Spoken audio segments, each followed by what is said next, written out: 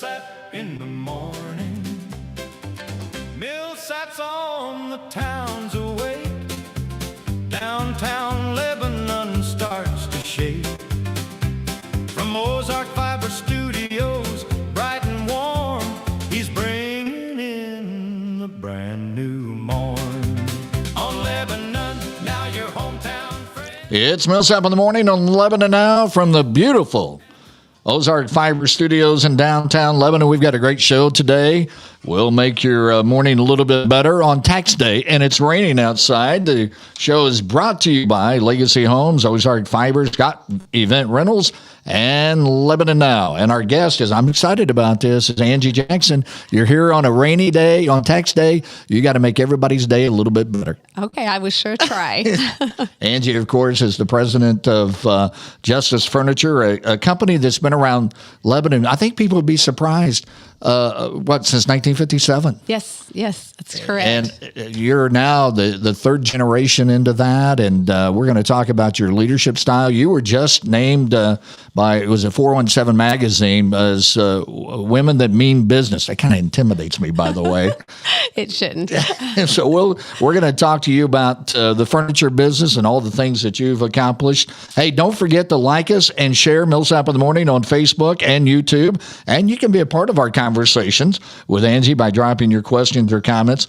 And before we visit with Angie, let's do a quick look at local news and local weather, brought to you by Ozark Fiber. Here in Lebanon, we believe local matters, including your internet. Ozark Fiber is a Missouri-based company bringing high-speed fiber internet to your community. That means faster speeds, reliable connections, and support from people who actually live and work right here. Experience the difference with Ozark Fiber. Check your availability at ozarkfiber.com. Well, Gina Richardson and Craig Blair were sworn in as new school board members last night. Mary Russell started her third term after being reelected in last week's election and was voted in as the school board president. On Monday, Jarrett Stornhorst and Joe Burkage were sworn in as new city council members. Sheila Mitchell, who was unseated by Burkage, was recognized for her longtime service on the council. She was presented the Mayor's Gold Leaf Award for service. Also recognized was late Councilman Gib Atkins. Atkins died while in office earlier this year. His widow, Angie Atkins, was presented the Gold Leaf Award in remembrance of his service. Local members of the Missouri Highway Patrol will be deployed to Kansas City in July as part of a joint task force to provide security at the World Cup soccer tournament. Missouri, federal, and local law enforcement agencies are coordinating security plans for the World Cup matches scheduled in Kansas City this summer. The games will be played in Kansas City at Arrowhead Stadium in June and July. It's time to pay up. Your federal and state income taxes are due today. The federal income tax was first introduced during the Civil War as a temporary method to fund the war. Federal income tax became a law in 1913. Lebanon's all-time points leader in women's basketball, Reagan McCowan, has entered the transfer portal in college basketball. McCowan is a two-time All-Ohio Valley player with Western Illinois. Over 2+ seasons, she averaged 20 points per game. McCowan was sidelined this season with an injury. She's being courted by women's basketball powerhouse Iowa. Brian Decker was honored by the MIAAA as the Middle School Athletic Director of the Year. Besides his duties at the Lebanon Middle School, he's also the Lady Jackets head basketball coach. The baseball Yellow Jackets fell to Willard at home on Tuesday, 14-0. The Jackets are 3-12 on the year. They'll be on the road at Parkview on Thursday, and then another road trip to Carl Junction on Friday. Stoutland is at home today, weather permitting, with a game against Wheatland. The Tigers are 5-6 after a 13-0 loss at Iberia yesterday. Hey, there's a chance of thunderstorms and an 80% chance of rain today. You can make that 100. It was raining as I came into the studios with high temperatures in the upper 70s. It's 63 in Lebanon. Lebanon Now and the Laclede County Office of Emergency Management will keep you updated on weather issues during the day. Back with Angie Jackson right after this on Millsap in the Morning. This is Mike Stanisic from OEM giving you the update for today's weather. As you know, the wind is blowing like crazy out there, and there is an expectation for the potential for some thunderstorms and severe storms later today into this evening. Please be aware of that weather forecast, as Tuesday night could be a potential for some supercells. Main threat, wind and hail. Depending on how those storms go tonight, tomorrow afternoon is another potential for strong to severe thunderstorms, and we tend to be right on the line of whether those are going to be strong or severe. So again, watch the weather. It is going to change. And then after that, our next storm systems are looking to be coming in on Friday, and those have the potential to be a little more severe. So please keep an eye out for the updated forecast. We'll update you if anything significantly changes, but always have your weather radio and watching the local forecast to see when things are going to be happening. Both of these rounds appear to be occurring at night, which is always a challenge, so we highly recommend having at least 2 forms of weather alerts while you're sleeping in case something does develop. In the meantime, stay safe out there, enjoy the changing weather and cooler temperatures this weekend. Have a great day. This weather update is brought to you by DeLong Plumbing, our family helping your family. Commercial, residential, any plumbing problem you have, give DeLong Plumbing a call.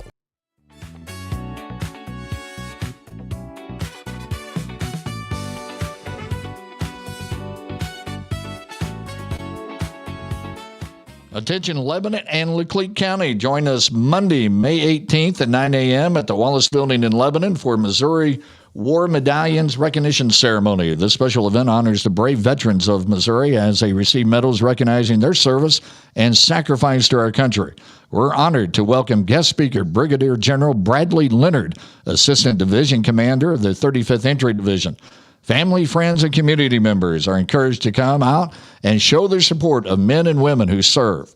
Presented by Vet Talk on Lebanon Now and the AUSA, this is a powerful morning of honor, gratitude, and remembrance.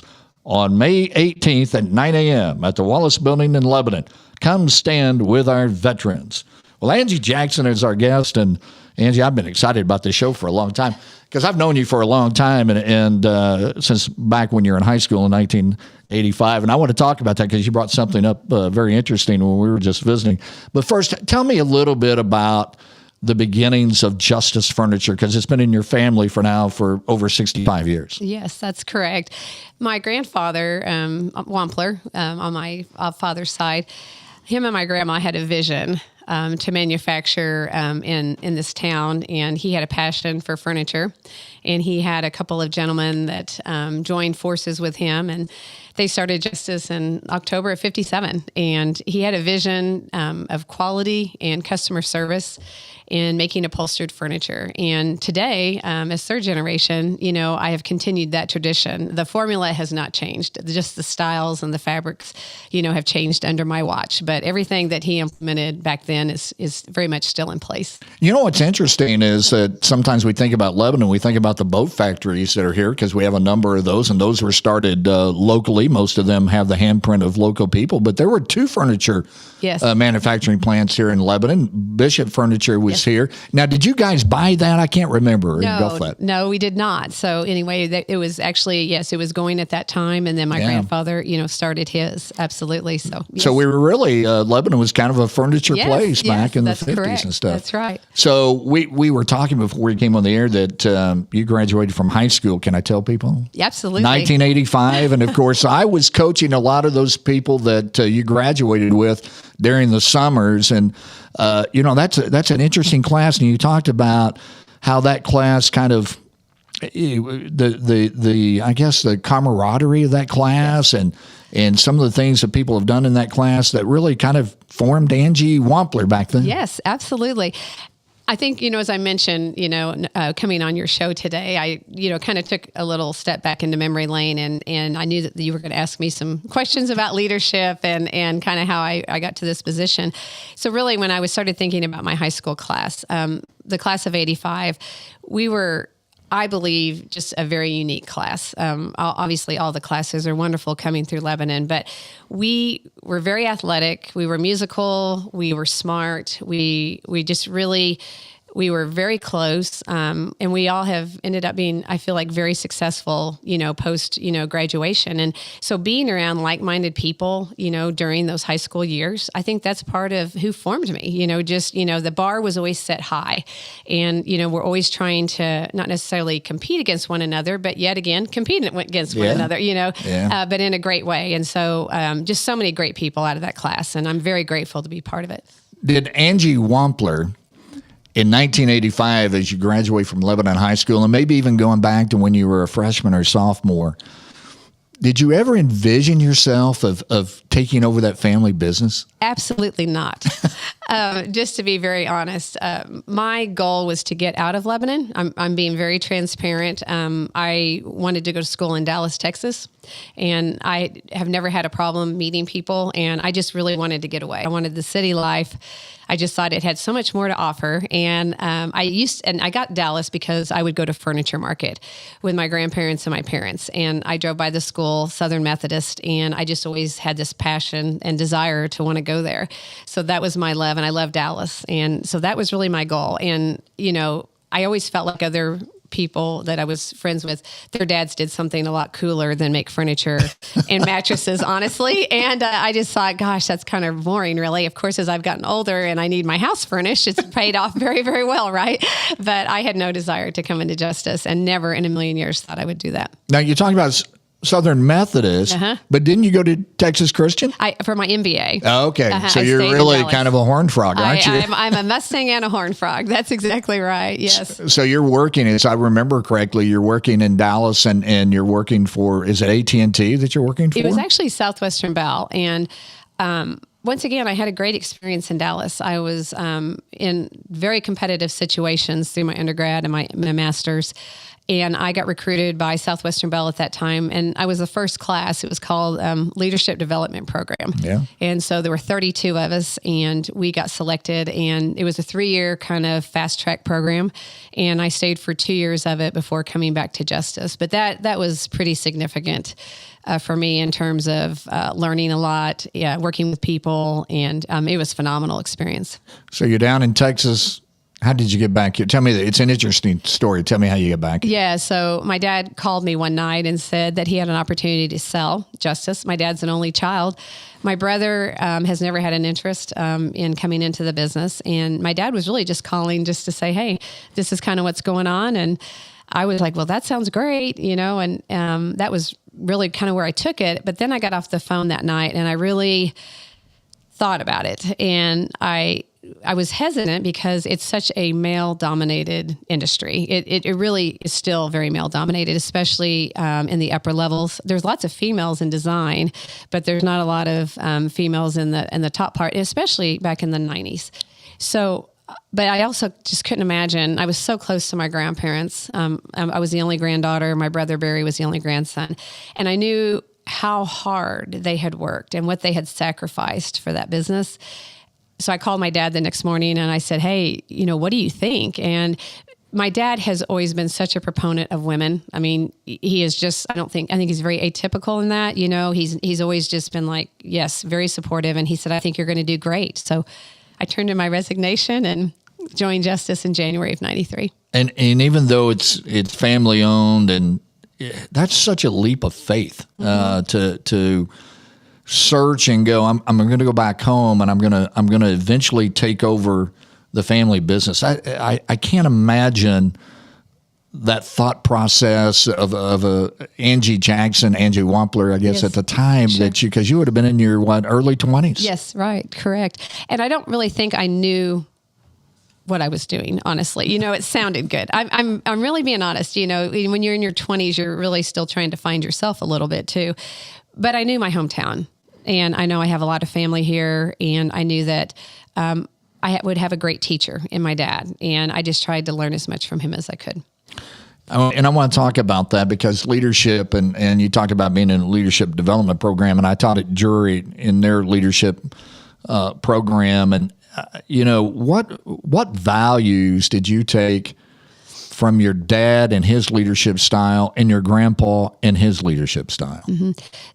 Both my grandfather and my dad have always been people. And if you had to give them one word, people, and being able to not only to manage them, but to work with them, to value them. I can go out and sell all day long and bring business into the plant, but it takes people that are willing to put out the product, and to support us behind the scenes. And I will just tell you that hands down, and that's how I believe, I just think they're so important to our business, and my fourth generation, my daughter is in the business now. And that's the one thing we talk about all the time is just you've got to believe in your people. And they're such a critical point, of leadership. How many people do you employ right now? 65. Mm-hmm. And it's hard, I think, sometimes these days, and I'm sure you have long-term employees, but you have brand new employees too, to buy into culture. Right. And it's to get them to understand quality of service. Yes. And providing a quality product. How are you able to do that?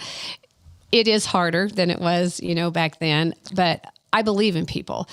I don't think a lot of people were brought up like I was, where, I had, my mom and dad were married and, we sat down for dinner, and had dinner every night and talked about things. I think there's a lot of dysfunction sometimes in families. So some of these employees that are coming to me haven't had the training or the, just the background that I have. And I do recognize that, but I still think that inside everyone has a lot of good, and we just have to sometimes find ways to teach them things that we never used to have to teach people, that no, this is not right and we can't do it this way and this is why.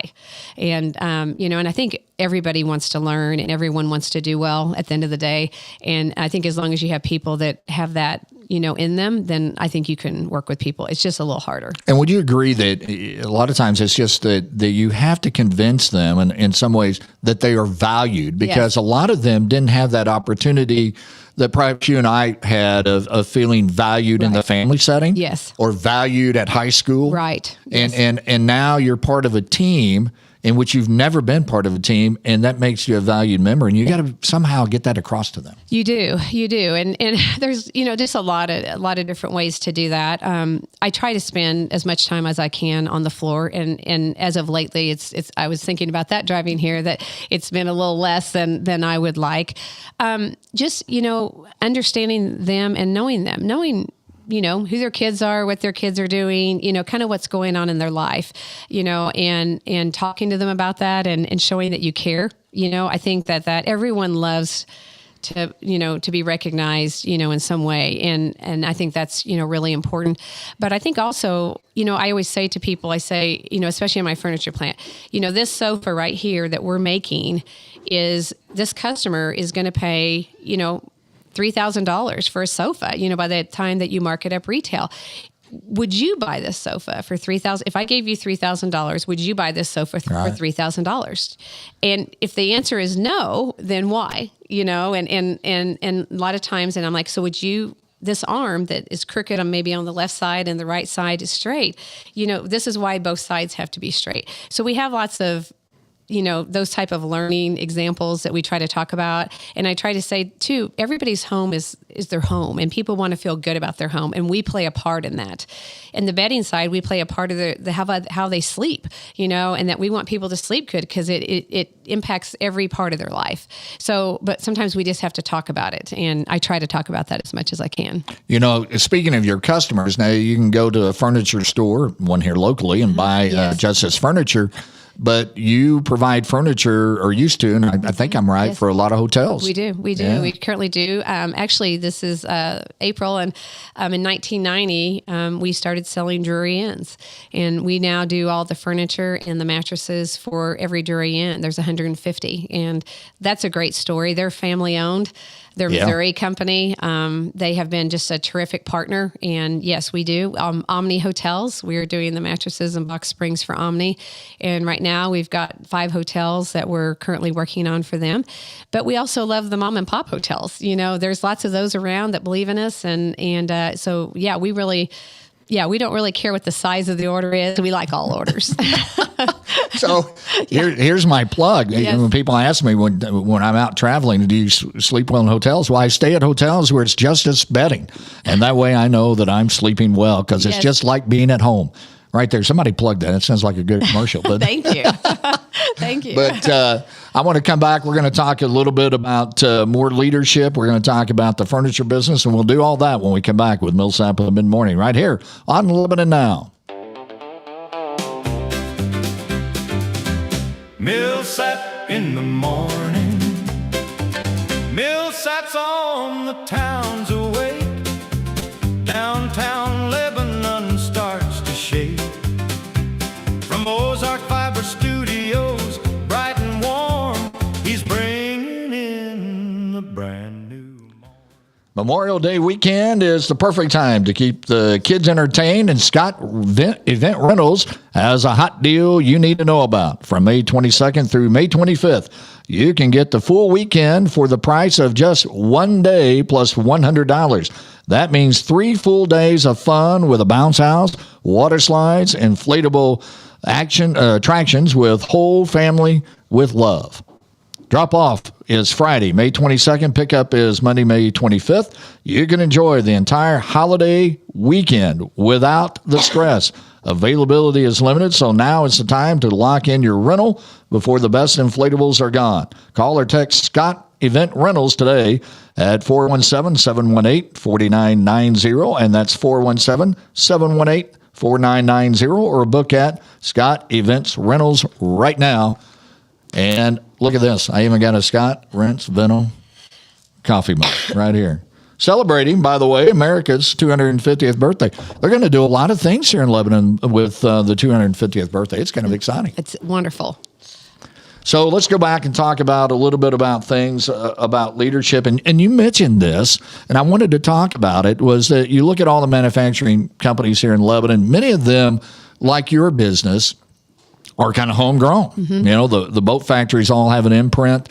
You talk about Detroit Tool, Detroit Engineering now, Carmico, all of those, the Durham Company, all with a fingerprint on things. But as far as I know, you're the only female CEO of the whole group. And when you took over or started to take over in 1993, and you talked about being male dominated, did you have to get over some hurdles with that?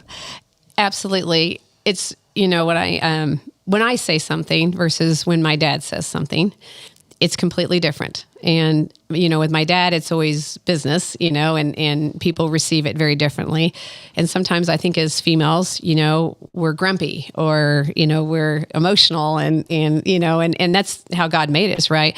But at the same point, that's a hurdle, finding a way to communicate, to get people to want to follow your lead and to do what they need to do to make our company successful. But yes, and then, in the supply chain, that I deal with, I think that in negotiating prices and things like that, I think that probably I was taken advantage of at times and probably didn't know it. I've been around long enough now, I can kind of see it coming at me. Right.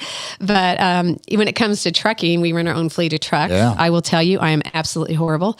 And I have left that with my dad, and I had to buy a semi in the last couple of weeks without my dad. And that is a man's world, and they can see me coming a mile away and think, so anyway, but that's just part of it. But, I still think there's always a place for women. I have always just really, really looked up to Diana Lowe. I mean, she ran just a phenomenal manufacturing, facility here for so long under her leadership. And so to me, she's always kind of been someone that I've really always, looked up to. And I've asked her, questions over the years, and she's wonderful. So she kind of, I feel like, really paved the way, for me anyway, and for other women, Let me take you back because you've had to overcome some hurdles in the business world since you've taken over the downslide in 2008, I think it was, economically, COVID in 2020. Tell me what you did. You did something very interesting with in COVID in 2020 with your business. Sure. The scariest time, hands down. I watched all of our business in the month of March literally go on hold, or purchase orders rescinded. I mean, and it was happening so quickly. I truly didn't know what to do. I kept thinking to myself, gosh, I just sure didn't learn this when I was in school, what a pandemic would do to your business. And, I barely knew what a pandemic meant. But I really got very, very lucky because I was close to Governor Parson at the time. And I say close. I'd been at events with him, and he was some of my speakers. But he actually called me on a Sunday and said, hey, Angie, could you make masks for us for the state of Missouri? Because he knew we had a lot of sewing machines between the mattress plant and the furniture plant. And I was like, absolutely. I mean, if we can make sofas and beds, we can surely make a mask. So I said yes, and we would love to be a part of that. I got off the phone and I was excited, but I also felt like I needed something quick. And I knew if I furloughed employees, especially the amount of experience it takes to tailor a sofa, that is not something you learn in a couple months. It's really a craft that if I had to furlough those type of people, I didn't know how we would recover from that. So I needed to figure out a way to keep people busy. So my daughter at the time was at the Cox School of Nursing, and she made the comment, she goes, well, Mom, Steve Edwards at Cox, why don't you call and see if he needs masks? I was afraid the state of Missouri wasn't, like I said, I didn't know how long that was, what the process would be, because typically government doesn't move at the same pace as private sector. And I just called Steve Edwards and said, hey, Governor Parson has mentioned us making masks. Do you need any masks? And he was like, meet me in the lobby tomorrow at 8 a.m. So I did. And he handed me this little packet, and it was blue. And he said, this is an isolation gown. Can you make this? And I said, well, I don't see why not. And so I brought it back to my team. And what was so phenomenal was if you would buy a couch for me and we would lay out your fabric, there is plastic that comes over that fabric so that it's kind of vacuum seals it around that fabric. So as it's being cut, it doesn't move. That mill of plastic that was for my cutting machine was the exact same mill of plastic for the isolation gown. So then I knew I had no supply issue. I thought, this is going to be great. The only difference was my plastic was clear where this was blue. We did about 7 renditions, and then all of a sudden we just started making gowns. And so I took my entire team and I gave them a choice. You could be a sewer, you could be a cutter, or you could be a folder, because we had to fold them to go into the boxes outside the hospital rooms. And, that was a challenge because at that time, most of my employees, their spouses were working at other organizations, and the unemployment pay was extremely favorable. It was getting toward spring, it was spring, and towards summer when you want to, have more free time. And I'm out there saying, hey, we got to take care of the state and everybody, Cox. And we just were really draggy. We weren't, we could not keep up with the need. And so I put in place a goal. And I said, once you hit this goal, you can go home. And I will pay you for 10 hours a day because we work 4 10s. So you just do it and go home. The next day, you could not.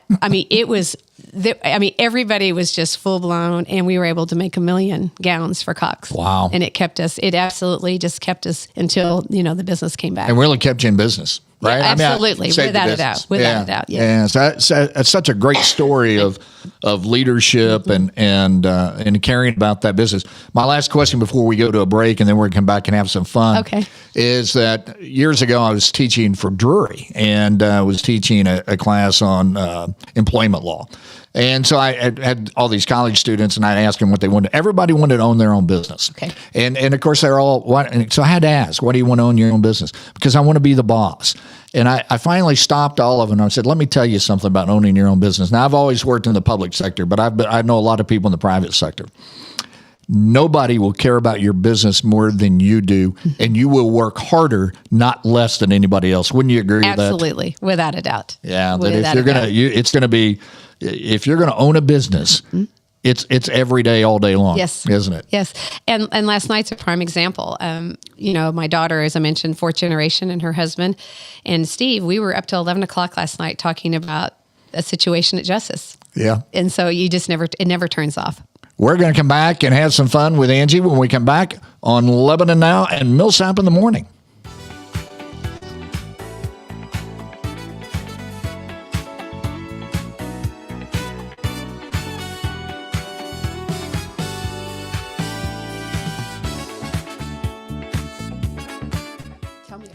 Build your legacy right here in Lebanon with Legacy Homes. Now building in Legacy Trails. Legacy Homes is offering new construction in one of the best connected locations in town with 134 lots available, 10 home design options, pricing starting at just $250,000. This is your chance to build a home around your future.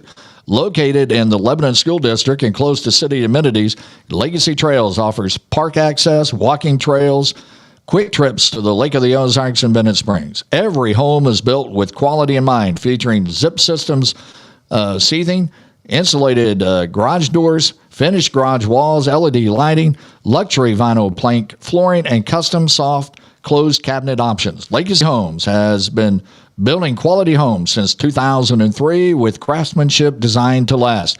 Ready to reserve your lot and build your dream home? Contact Jeremy or Holly Goforth today and come home to Legacy. Ready to reserve your lot and build your dream home? Contact Jeremy Goforth at 417-718-2051 or Holly Goforth at 417-718-1962 and come home to Legacy. Okay. This is the part of the show that I really like, by the way. I'm going to ask you questions. If you don't agree with me, you're wrong. Okay. And a lot of these deal with our buddy, my friend Steve Jackson. Oh, gosh. All right. Okay. And so I'm going to ask you. I know you love to run. You've run marathons. Are you still doing that? I still run, but I'm not running marathons. Have you run the Boston Marathon? Twice. Okay. Yes. Would you rather run the Boston Marathon or play golf with Steve Jackson? Run the Boston Marathon. Well, and that would be probably the correct answer. My answer would be, of course, play golf with Steve Jackson. I'm horrible at golf, but I'm way out of shape to run the Boston Marathon. All right. Would you rather sit down at the end of the day and have a Diet Coke with Steve Jackson, who drinks a lot of Diet Coke, or listen to 80s rock and roll by yourself? A Diet Coke with Steve. Oh, okay. I'll leave that as a correct answer. Would you rather go camping with Steve Jackson or play around the golf with Steve Jackson? Play around